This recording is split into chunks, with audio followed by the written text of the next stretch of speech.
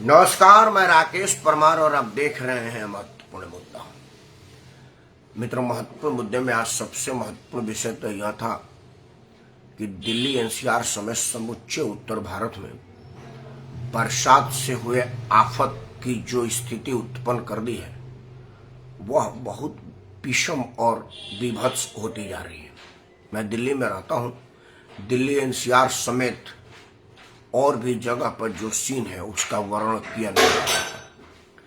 कारण यह है कि दिल्ली में जब से केजरीवाल की सरकार आई है तब से काम के जगह सिर्फ प्रचार को प्राथमिकता दिया जा रहा है और प्रचार को प्राथमिकता का कारण हो रहा है कि हम सब लोग इस स्थिति को पहुंचे हैं कि घरों में पानी घुस गया है।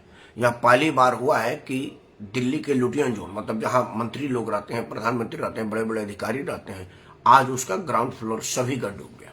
मैं आज वहीं पर था। जो स्थिति हमने देखा उसकी कल्पना नहीं की जा सकती। खैर, महत्वपूर्ण मुद्दा तो यह भी था कि पश्चिम बंगाल में ममता बनर्जी ने केंद्रीय सुरक्षा बल के जवानों को उन जगहों पर भेजा नहीं जहां बवाल की आशंका थी। उन्होंने केंद्रीय बल को वहीं पर तैनात किया जहां कहीं कोई बवाल झगड़ा वाली कोई स्थिति नहीं थी। इसीलिए केंद्रीय बल उस आगजनी, लूटपाट, मारपीट और ऑक्रेंस को नहीं रोक सके जो पश्चिम बंगाल पंचायत चुनाव में आप सब टीवी पर देख रहे हैं। मुद्दा यह भी बड़ा महत्वपूर्ण था। लेकिन मित्रों, मैं सोचा कि यह सब चीज तो राजनीतिक बात है। आपने केजरीवाल को वोट दिया है 200 यूनिट के लालच में, तो यह सब चीज आप झेलेंगे क्योंकि 200 यूनिट फ्री तो केजरीवाल दे ही रहा है। अब आपका जान भी फ्री कर दे, ये कैसे हो सकता है? भाई, कहीं लगेगी तो कहीं से निकलेगी ना। वो ये इन सब मामलों में निकल रहा है। खैर मित्रों, मेरा आज का प्रश्न बड़ा गंभीर था। आज मैं नोएडा में चिंतायन करके एक संस्था है, वो भारतीय संस्कृति, भारतीयता और भारत के ज्ञान पर चिंतन आयोजन करती है हर महीने के दूसरे रविवार को। यह चिंतन कोई बड़े हाल में या बड़े उसमें नहीं होता। 5-10 लोग, प्रबुद्ध लोगों की एक कमेटी टाइप की है, कमेटी नहीं कहेंगे, मतलब ग्रुप टाइप का है, जो शाम को पार्क में टहलते हैं बुजुर्ग लोग। उन बुजुर्गों में से कहा जाता है कि अगले इतवार को हम आपके यहाँ बैठेंगे, उसके अगले इतवार हम आपके यहाँ बैठेंगे, उसके अगले इतवार आपके यहाँ बैठेंगे। मतलब वो अपने घर में बैठते हैं, चाय नाश्ता का प्रोग्राम होता है। बुजुर्ग लोग अपनी स्वास्थ्य और समाज की चिंता करने के बाद एक किसी गंभीर मुद्दे पर चिंता करते हैं। मैं उम्र में बेशक बुजुर्ग ना हूं, बट आज मेरा सौभाग्य प्राप्त हुआ उस संस्था के उस मीटिंग में जाने के लिए। करीब 35-40 लोगों की भीड़ थी, जिसमें 15 युवा थे और बाकी बुजुर्ग लोग थे। आज का विषय रखा गया था वायु विज्ञान, मतलब हवाई जहाज की टेक्नोलॉजी। मैं 2 चीज वहां के बातों से समझा जो वहां के विद्वान आए थे। यूनिवर्सिटी के प्रोफेसर थे, एक यूनिवर्सिटी के डीन रह चुके हैं, मतलब ऐसे ऐसे लोग थे जिनको महारत हासिल था। डॉक्टर श्री भगवान सिंह जैसा मशहूर इतिहासकार वहां पर था। मतलब ऐसे लोग थे जिनकी प्रतिभा अपने अपने क्षेत्र में अतुलनीय है, इनका किसी से कोई तुलना नहीं किया जा सकता। जहां आदरणीय डॉक्टर श्री भगवान सिंह ने इतिहास के मद्देनजर रखते हुए इन विषयों पर रोशनी डाला, वहां एक प्रोफेसर थे जो शोध के आधार पर अपनी बात रख रहे थे। वो सब अलग था। बात क्या था वो मैं आपको बताता हूं। मित्रों, बात का महत्वपूर्ण मुद्दा था कि भाई हमको हमारे जड़ों से काट दिया गया और उसका आधार क्या बना? उसका आधार बना कोई ना कोई विवाद। मित्रों, ये जो फ्रांस में हो रहा है उसके परिप्रेक्ष्य में अगर आपको बताऊंगा ना तो आप बहुत आसानी से समझेंगे, क्योंकि अब तब तो आप थे नहीं जब नालंदा विश्वविद्यालय जलाया जा रहा था। आपको पता नहीं होगा कि क्या हुआ था, इसलिए पहले हम फ्रांस चलते हैं। आप सब लोगों ने टीवी पे देखा होगा कि फ्रांस जल रहा है और फ्रांस में जो आगजनी की जा रही है वो वहां की जा रही है जहां उनके किताबें रखे गए हैं, जहां ज्ञान का भंडार है। और मुद्दा क्या था? मुद्दा था कि एक लड़का ट्रैफिक लाइन पार किया, दूसरे ट्रैफिक वाले ने रोकने के लिए गोली चलाई, उस लड़के की जान चली गई। यह भी एक विवाद का विषय है, क्योंकि दुनिया के किसी भी कोने में ट्रैफिक सिग्नल पार करने पर गोली मारने का प्रावधान नहीं है। या तो वो लड़का किसी आतंकी गतिविधि में सम्मिलित होता हुआ जैसे प्रतीत हो रहा होगा, या ट्रैफिक पर तैनात पुलिस वालों को ऐसा लग रहा होगा कि भाई ये बल प्रयोग करके भाग रहा है तो कहीं कोई बड़ा कांड तो न कर रहा हो, तब गोली चलाई जाती है। क्योंकि हम लोग भी दिल्ली की सड़कों पर रहते हैं, पुलिस वाले भाग जाने पर पीछा करते हैं या नंबर नोट कर लेते हैं, गोली नहीं चलाते। फ्रांस में भी इसी तरह की कोई बात हुई होगी।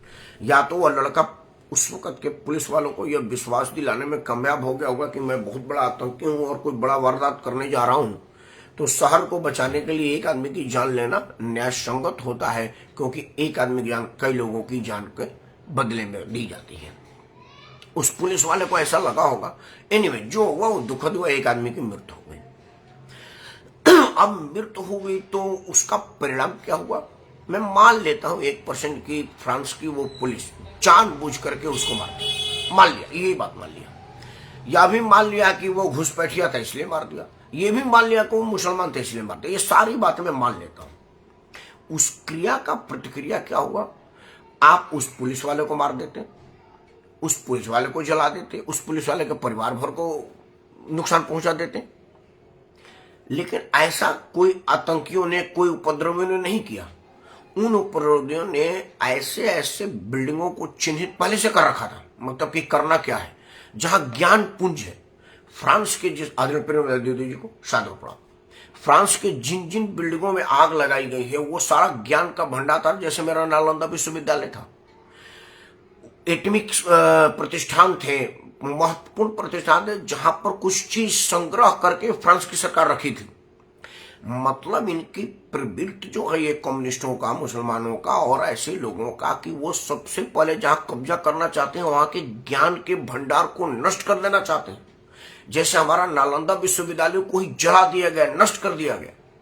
तो जब नालंदा विश्वविद्यालय के वेद, पुराण, उपनिषद और बड़े बड़े ऋषि महर्षियों की लिखी हुई किताबें नष्ट हो जाएगी तो हमारे विज्ञान, हमारे पास क्या था, पूर्वज हमारों ने क्या किया था, हमको पता नहीं चलेगा। जैसे फ्रांस के जिस लाइब्रेरी को फूंका गया उसमें कितनी बेशकीमती दस्तावेज पड़ी होंगी, वो फ्रांस का इतिहास पढ़ा होगा, फ्रांस का कीर्ति पड़ी होगी, तो जो फ्रांस की अगली जनरेशन होगी वो नहीं जानेगा। मतलब श्यामपट को बिल्कुल डस्टर मार दिया गया, क्लीन हो गया। अब उस पर आप जो लिखेंगे वही अमिट हो जाएगा, जैसा हमारे भारत में हुआ। अभी फ्रांस के लाइब्रेरी को आग लगा दिया गया, तो अब तो पुस्तकें सारी नष्ट हो गई। तो अगले पीढ़ी को पुस्तक कौन मिलेगी? जो अब बाद में लिखी जाएगी। तो बाद में कौन लिखी जाएगी? जो लिखने वाला चाहेगा कि क्या लिखना है, और उसके बाद वो पीढ़ी पढ़ेगी कि यही हुआ होगा, यही है क्योंकि किताब में लिखा है। हमारे साथ भी यही हुआ। हमारे नालंदा विश्वविद्यालय समेत कई जगह, कई शोध संस्थाओं की पड़ी हुई बेशकीमती धरोहरों को नष्ट कर दिया गया या लूट के ले जाया गया। यह क्यों मैं कह रहा हूं आपको अभी 2 मिनट के अंदर समझा दूंगा। उसके बाद क्या हुआ कि उसके बाद उन लोगों ने जो लिखा वो हमने माना। उन्होंने लिखा कि रामायण काल्पनिक है, हमने माना। उन्होंने लिखा कि भगवान हनुमान बंदर थे, हमने माना। उन्होंने लिखा था कि ये वनवासी क्या कर सकते, घास के तीर से कोई गिरा तो नहीं सकता, हमने माना। क्योंकि हमको अपने पर भरोसा नहीं था और हम अपने पूर्वजों के विषय में जान नहीं पाए थे। उन्होंने हमारे विज्ञान से खुद को विकसित किया। यह बात मैं क्यों कह रहा हूं आपको 1 मिनट में बताता हूं। मित्रों, ये पश्चिम के जितने देश थे, मतलब इंग्लैंड कब विकसित किया? जब वो भारत पर आक्रमण किया या भारत आया और भारत में लूट खसोट शुरू किया। उसके पहले इंग्लैंड वाले पता लपेट के घुमा करते, तो उनके पास विज्ञान और ज्ञान का कोई भंडार नहीं था। इंग्लैंड में ऐसा कोई आविष्कार भारत में आने के पहले से नहीं है। पश्चिम मुल्कों में ये जितने हथियार, बम, बारूद, गोला, हवाई जहाज, चिकित्सीय ज्ञान, ये जो चीजें ईजाद की गई वो तब ईजाद की गई जब वो हमारे भारत में आए, हमारे वेद पुराणों को चुराया, लेके गए, और उसके बाद उन्होंने अपने लोगों से इसको पढ़वाया, इसको डिकोड किया और इसमें बड़े मंत्र को अपने यहाँ इंप्लीमेंट किया और अपने उन सब चीज से दुनिया को अवगत कराया कि ये मेरा है। जैसे जहाज, राइट बिल्डिंग का ब्रदर कह रहा है कि जहाज मेरा है, जबकि जहाज भारत के महाराष्ट्र हिस्से में उड़ा करके दिखाई जा चुकी थी और बना हुआ था। अब चूंकि हमारे धर्मशास्त्रों को जला दिया गया, इसलिए आप पुष्पक विमान के विषय में कहेंगे तो पूरी कल्पना थी तो थी ही नहीं। मित्रों, अगर मेरी सारी धर्म संस्कृति कल्पना थी तो आज विज्ञान में जो आकाश, चांद और धरती की दूरी बताया गया है, वो उसके पहले हमारे उपनिषदों में लिखा गया। जब गिनती लिखने की प्रक्रिया शुरू नहीं हुई थी, तब हमारे ग्रंथों में लिख दिया गया कि चांद से पृथ्वी की दूरी कितनी है। उस वक्त नंबर का आविष्कार नहीं हुआ था, नंबर तो उसके बाद आया। और जब नंबर आया, उसके बाद गणना करने का अधिकार आया, तब जाकर के पता चला कि इतनी दूरी है, जो बहुत पहले लिखी जा चुकी थी। हमारे हनुमान चालीसा में वो सारी बातें लिखी जा चुकी थी जो पहले शाश्वत सत्य है। लेकिन हमको हम पर भरोसा नहीं रहा, जो दूसरा कहा उस पर भरोसा हुआ, और दूसरे ने हमारे ज्ञान पुंज में आग लगा दी, लूट लिया, चुरा के लेकर के चले गए, और उसी जिल्द को फाड़ करके अपना नाम लेकर के हमारे सामने पेश करके, तब हमको लगा कि बहुत अच्छा है। और हमको इतना मानसिक गुलाम बना दिया गया कि उसका सबसे बड़ा उदाहरण यह है कि आप मार्केट में जाइए, आपने पत्नी कहा कि जरा बढ़िया खूबसूरत वाला सेंट लाइएगा। आपने बोला ठीक है जी भाई। अरे पत्नी को, भाई को, बहन को प्यार करने के लिए तोहफा दिया जाता है। मैं पत्नी का उदाहरण लिया आपको सीधी समझने में। अब मैं दुकान में गया, बढ़िया खूबसूरत सेंट देना भाई। वाइफ ने कहा है, बोला सर ये लीजिए, ये दिल्ली में बना, ये बॉम्बे में बना है, और ये इम्पोर्टेंट है। हमने बोला छोड़िए दिल्ली बॉम्बे, इम्पोर्टेंट वाला दे दे। और मैं अपने वाइफ को लेकर बोला ये इम्पोर्टेंट है, तो उन्होंने कहा हाँ जी बहुत एकदम इम्पोर्टेंट हो गया, इसलिए कि इम्पोर्टेंट है, मतलब बहुत बढ़िया हो गया, इसलिए कि आयातीत है। इम्पोर्टेंट और इम्पोर्टेंट में प्रोनाउंसिएशन में आपको ना समझ, इसलिए मैं कह रहा हूं कि आयातीत माल है, इसलिए गुणवत्ता इसका बढ़िया होगा। हमको हमारा अपना दिल्ली, बॉम्बे, कलकत्ता में बना हुआ माल इसलिए नहीं है कि हमारा है, खराब है। जबकि दुनिया में बहुत ऐसी चीजें हैं जो हमारे यहाँ जो बनती है वो कहीं बनती ही नहीं। दुनिया हमारे चीज को लेती है, लेकिन चूंकि हमारा इतना मानसिकता हीन कर दिया गया है कि हमको भरोसा नहीं कि हमारा चीजें तो बढ़िया होगा। मित्रों, दो चीजें आप जान लीजिए कि बड़ा साजिश के तहत जब देश आजाद हुआ था, तो लगातार इस देश के शिक्षा मंत्री मुसलमान ही बनाए गए, और जब मुसलमान बनाए गए तो उन्होंने इतिहास लिखने का काम किया। और इतिहास लिखा तो आपको दो और उदाहरण दे दो, वीडियो लंबा नहीं होनी चाहिए क्योंकि ज्यादा देर तक लोग देख नहीं पाते। दक्षिण के मंदिरों के जब आप दर्शन कर लेंगे तो तमाम मस्जिद मंदिरों की जो कलाकृति है वो दुनिया में कहीं नहीं है, लेकिन ताजमहल को 8वां अजूबा घोषित करा दिया गया है। और दुनिया में अगर आप अमेरिका, लंदन, फ्रांस कहेंगे कि यू आर फ्रॉम इंडिया, ओ हाँ wow, you Shaw Taj Mahal, very good. उसको बोलिएगा कि भाई तिरुपति बालाजी का मंदिर, you Shaw Tirupati Balaji mandir, that was also very good. No comparison with Taj Mahal. Taj Mahal is no capacity to stand before Tirupati Balaji mandir. फलाना रिमा का मतलब तिरुपति और मतलब 500 मस्जिदें, 1000 मंदिर हैं, लेकिन उसको पता ही नहीं है उस अमेरिकी को। कहता है any temple in India is more attractive than Taj Mahal, it is possible. उसको बोला यस इट इज पॉसिबल, तो विश्वास ही नहीं करके उसको बताया नहीं गया है। इन सब चीजों को आप सिंपल समझ लीजिए कि जो अकबर महाशैतान था उसको महान बनाया गया, और महाराणा प्रताप का कहीं स्थान में नाम ही नहीं है। वो इसलिए वही मानसिकता चलती आ रही है जो मोहनदास करमचंद गांधी के वध करने वाले को आज तक गुंडा आतंकी कह रही है, लेकिन बांदा बहादुर के बच्चों को जिंदा जला देने वाले को कहीं नाम नहीं है। सिख गुरुओं को मार देने वालों की कहीं कोई नाम नहीं है, और हमारे लोगों को मार देने वालों की कहीं कोई नाम नहीं है। लेकिन एक मोहनदास करमचंद, यहां तक कि इंदिरा गांधी का हत्यारे को उतना प्रचार नहीं मिलता। राजीव गांधी को जो बम से उड़ा है वो आज तक राष्ट्रीय आतंकी नहीं घोषित हुआ है जितना मोहनदास करमचंद गांधी का हत्यारा घोषित हुआ। आज भी हत्यारों की लिस्ट में गोडसे सबसे पहला नाम है। आपको तो पता भी नहीं होगा कि बेअंत सिंह केहर सिंह कौन था, नलनी कौन थी, नलनी जैसा नटराजन कौन थी, आपको पता भी नहीं होगा। कई लोगों को नहीं पता होगा जनरल का प्रश्न में, क्योंकि हमारे मानसिकता में थोपी गई है कि विद्यालय का काम हमने कम्युनिस्ट और मुसलमानों को दे दिया, और उन्होंने अपना इतिहास बता दो, हमारे इतिहास में सिलेट मार दी, डस्टर मार दी, हमको अपने इतिहास से महरूम कर दिया। मैं और एक बात कह करके वीडियो बंद करूंगा। जो लोग कहते हैं कि रामायण पूरी कल्पना है, मान लिया है आपकी बात को आपके कहने के लिए, लेकिन तब हमारे ऋषियों ने क्या क्या कल्पना किया था। पुष्पक विमान से भगवान राम आए थे, ऐसी कल्पना की थी। आज विमान पर हम सफर कर रहे हैं, हम भी कई बार जहाज में यात्रा किए हैं।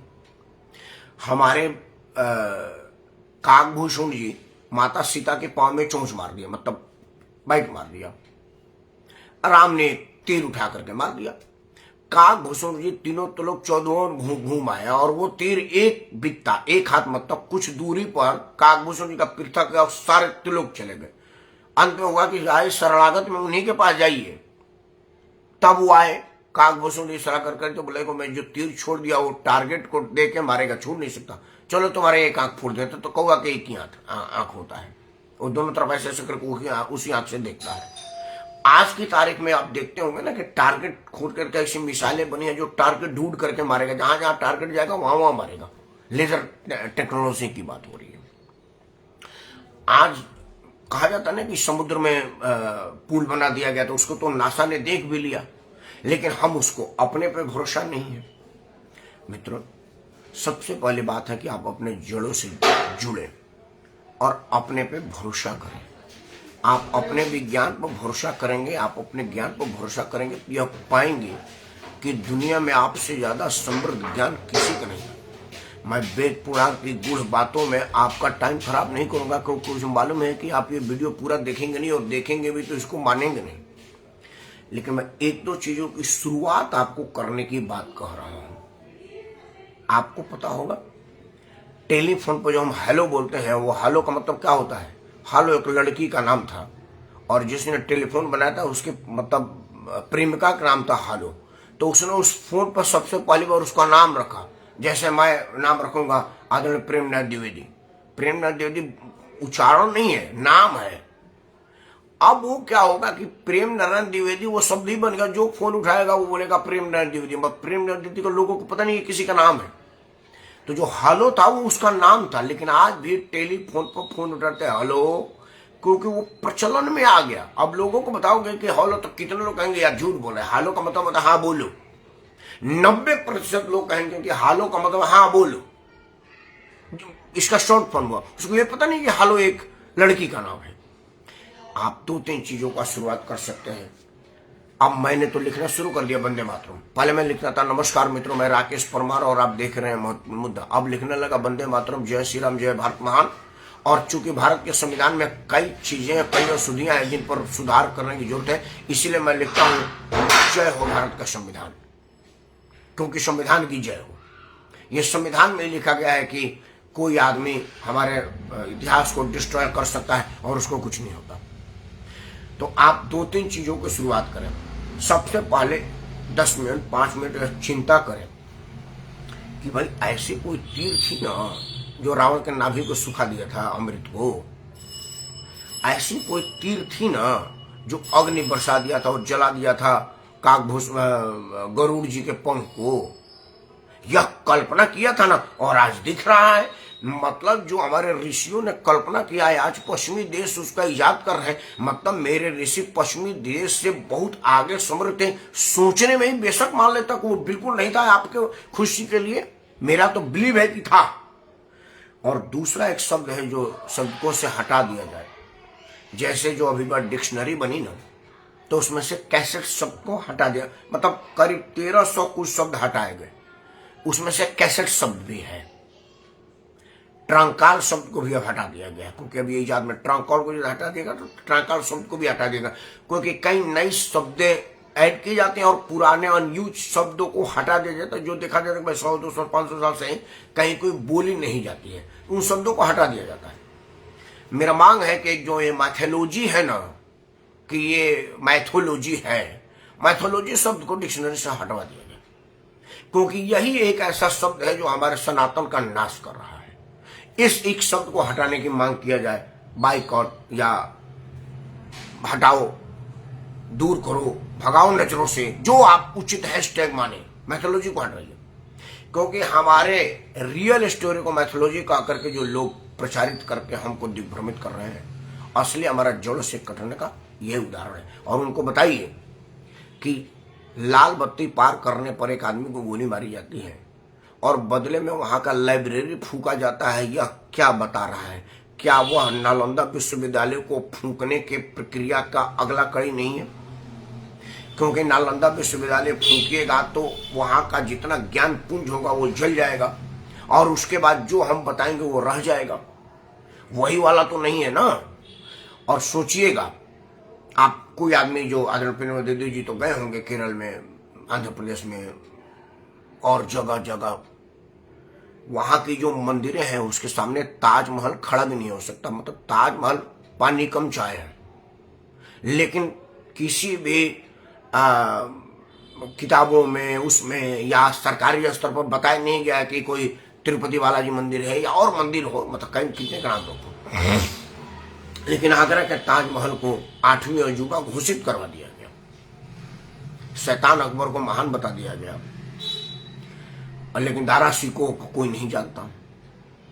इन सब चीजों पर जब आप विचार करेंगे तो आपको लगेगा कि हमने अपना क्या खोया है और बदले में क्या कबाड़ा पाया है। अंत में मैं एक बात यही कहूंगा कि जो हमारा भारतीय विज्ञान था, भारतीय विज्ञान का 1% भी दुनिया इस्तेमाल नहीं की है, क्योंकि वो उनको पढ़ने ही नहीं आया हमारे किताबों को। वो 1% में पढ़ करके आज हम टेलीफोन पर, आप मोबाइल पर बात कर रहे हैं। सचित्र का वर्णन रामायण काल में है, महाभारत काल में है ना। जल बिलोक जिनकी परछाई, आपने रामायण में सुना है ना, जो नाम लंकनी एक निश्चरी वाला जो वर्णन है, जब हनुमान जी लंका को पार कर रहे हैं तो एक लंकनी मिल रही है ना, तो उसमें कह रहा ना जल बिलोक जिनकी परछाई, मतलब जो पानी में देख करके परछाई और उनको पकड़ती है। आज वो रडार सिस्टम पूरी दुनिया बताई, इजराइल सबसे ज्यादा रडार बढ़िया बनाता है। मतलब रडार सिस्टम हमारे पास था। समुद्र में बॉर्डर पर रावण ने एक लंकनी नाम की राक्षसी तैयार कर रखा था कि वो सीमा पार करने वाले लोगों को देखती थी। क्या था वो? रडार ही तो था।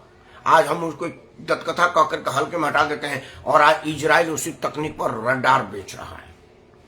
उसके बाद उसमें एक वर्णन आता है कि जह जह सुरसा बदन बढ़ावा तास दून को विरूप दिखावा सत जो जनत ही आनंद की अति लघु रूप पौन सुतलिनी अब बदन पैठ पुनि बाहर आवा मांगा विदाता ही सिरनावा। इसका मतलब होता है कि जह जह सुरसा अपनी बदन बढ़ा रही थी, तस तस हनुमान जी अपना बदन बढ़ा रहे थे। अब जब एकदम 100 जोजन जब मुंह उसने कर लिया तो हनुमान जी छोटा अति लघु रूप, मतलब एकदम छोटा रूप करके उसके शरीर में घूम कर निकल के आ गए। अब बोला माता निकलने वाला तुम्हारा वाक्य, मतलब कसम भी पूरा हुआ। कहा है कि हम जल बिलोक जिनकी परछाई कि हम जो देखते हैं उनको हम पानी के परछाई में देख लें, उनके जाने में निकल जाते हैं, तो हम आपके पेट में घुस के आ गए, निकल गए, अब हमको जाने दो। तो नहीं मानी, तो उन्होंने एक घूसा मारा। मुष्टिका दे कपी के मारे, मुष्टिका दे रुधिर भय धरनी धर धनी, कुछ ऐसा है, मैं भूल रहा हूँ इसका। मुष्टिका दे ताई दे हनी और रुधिर भय धरनी धर धनी, कुछ ऐसा मैं भूल रहा हूँ कि एक घुसा मारे और तब जा करके वो मानी। तो वो अगला कहानी है कि उसने कहा है कि विकल हुई जब कपी के मारे तब जाने निश्चर संघारे, कि वो कहा कि भाई जब किसी कपी किसी बंदर के मारने से जब तुम बेहोश हो जाओगे तो समझ लेना कि राक्षस कुल का नाश हो जाएगा। वो एक अलग कहानी है। मतलब मेरा कहने का मतलब रडार सिस्टम उस वक्त का था ना वहां पर भाई।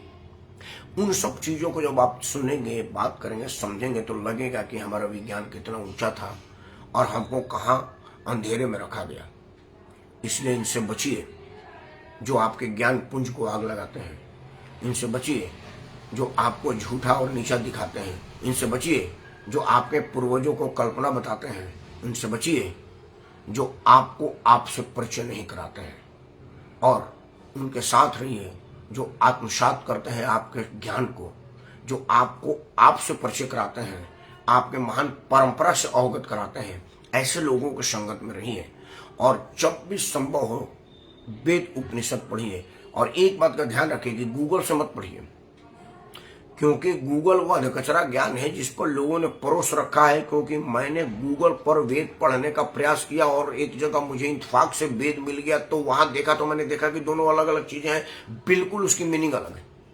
और उसका एक कारण भी है कि मान लीजिए मैं एक बोला कि जल बिलोक जिनकी परछाई, अब वो अमेरिका वाले को बिलोक शब्द का ही मालूम नहीं होगा तो क्या कहेगा, कुछ हम ना मानने लगा देगा, हम वही पढ़ेंगे। लेकिन जब हम वेद में पढ़ेंगे तो उसका कहा जाएगा कि जल बिलोक जिनकी परछाई का मतलब क्या होता है। तो वेद उपनिषद पढ़िए और अपने आप से आत्मसात करिए और इन लोगों से बचिए, क्योंकि सत्य ही सनातन है और सनातन ही सत्य है और यह संपूर्ण सत्य है। जय हिंद, वंदे मातरम। भारत माता की जय।